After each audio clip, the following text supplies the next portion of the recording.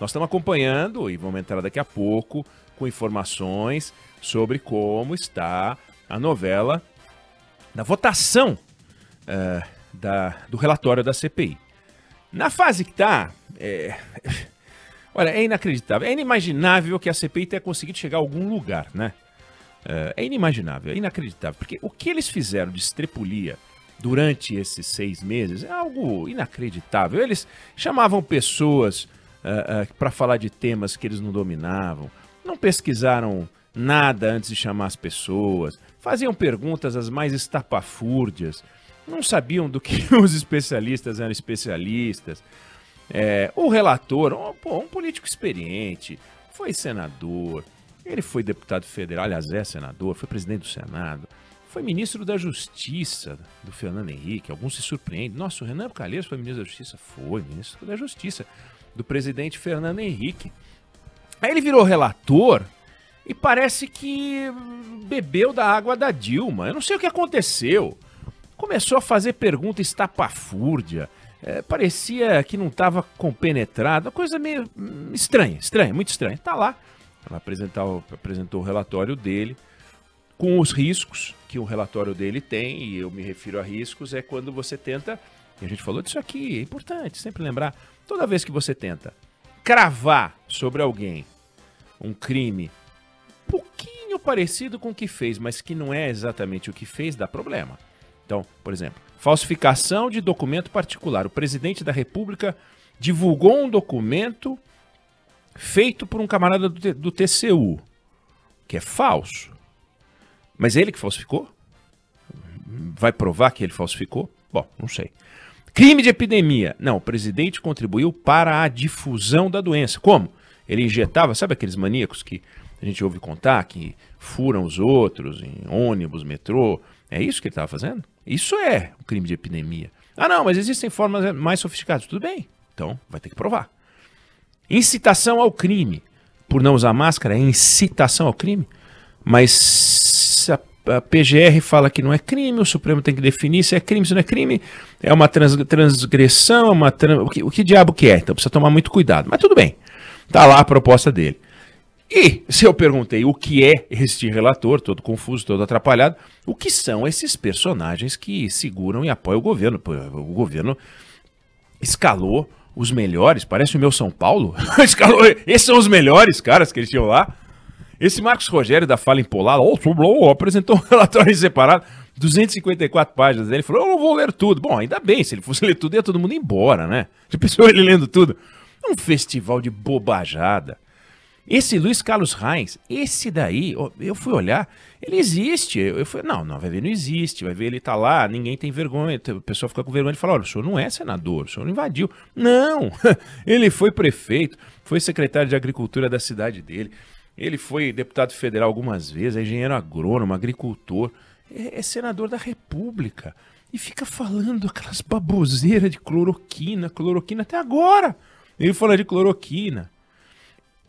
E o erro básico da visão do governo, mas que também não tem muita alternativa, é dizer assim, mas não foi só o governo federal. Estão deixando de lado outras coisas. E estão deixando de lado outras coisas. Então, quando você acha um criminoso, um homicida que você vai julgar, você não está julgando todos os homicidas do Brasil. Você julga aquele. Então, pegar os erros do governo federal já é bom.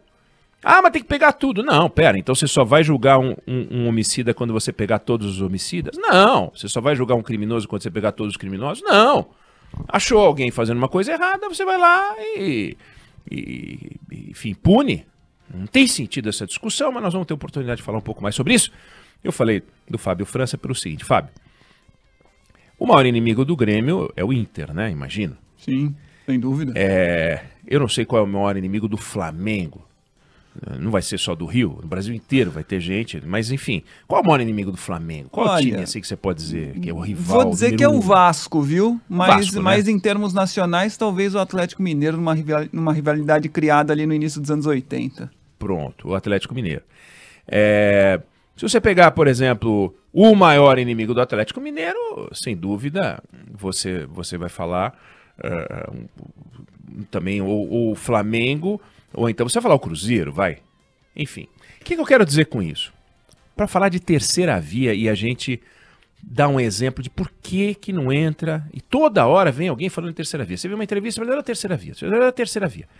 Você consegue imaginar o time do Inter emprestando o jogador para o Grêmio não cair?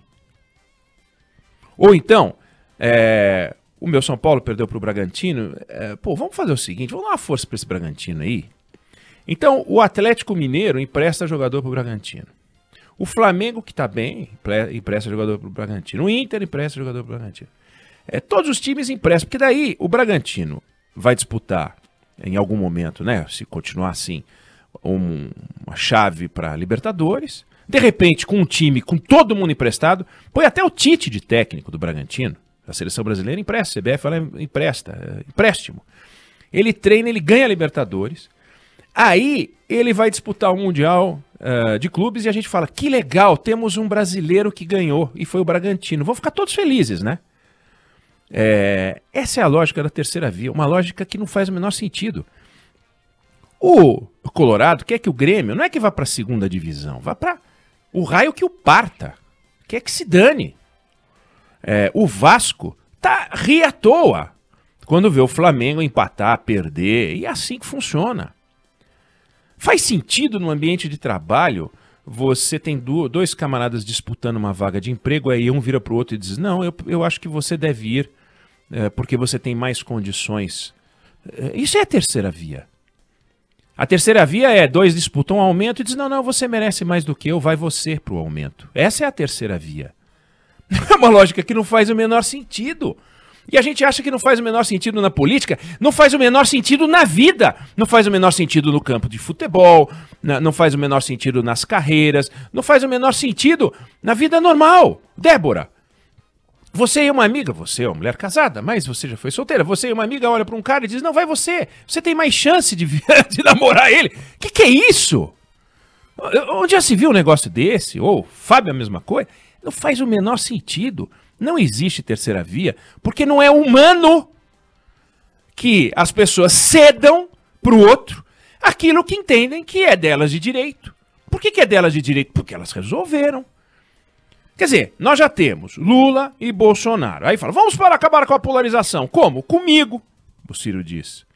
Aí vem o Dória e diz, comigo. Aí vem o Rodrigo Pacheco e diz, comigo. Ele não disse ainda, mas o Kassab quer que ele diga. Bom, então temos três.